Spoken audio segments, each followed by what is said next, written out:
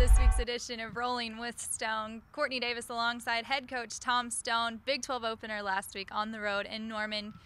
You drew the tie, but then you go on the road to wrap up non-conference at Cal State Northridge. Huge overtime win yet again. The Heart Attack ball club, I'm pretty sure, 2-1 on the road. Overall, assess the weekend and how your girls battled back to get the big Sunday win.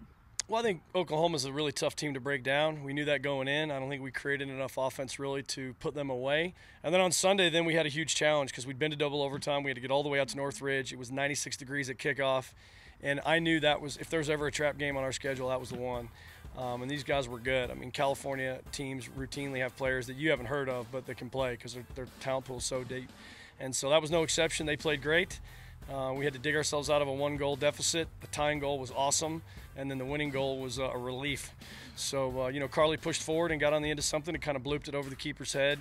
Pretty fortunate, and, we celebrated, and we're glad to get home at 7-1-3.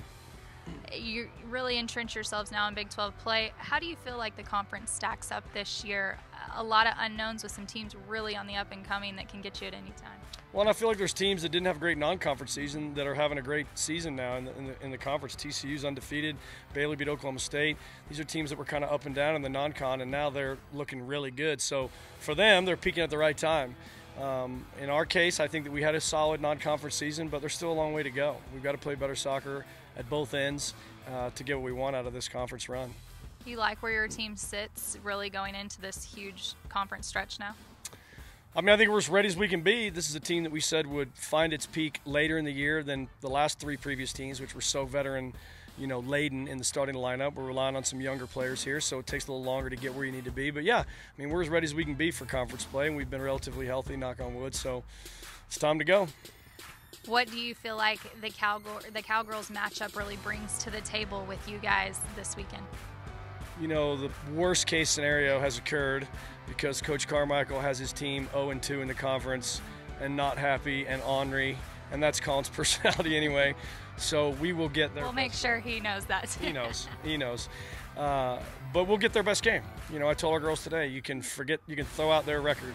We will get their best game of the year so far, and it's at their place where they're routinely very stout, and we've taken a point or two from them out there, but it's been a tough place to play. So we're excited about the challenge. We've faced every challenge we've had to deal with so far this year really well, but we know it's a big one. Well, best of luck as the Red Raiders travel to Stillwater for a Friday night kickoff. You can keep up all weekend long here at Texas Tech TV, texastech.com, or on Twitter at Texas Tech Soccer.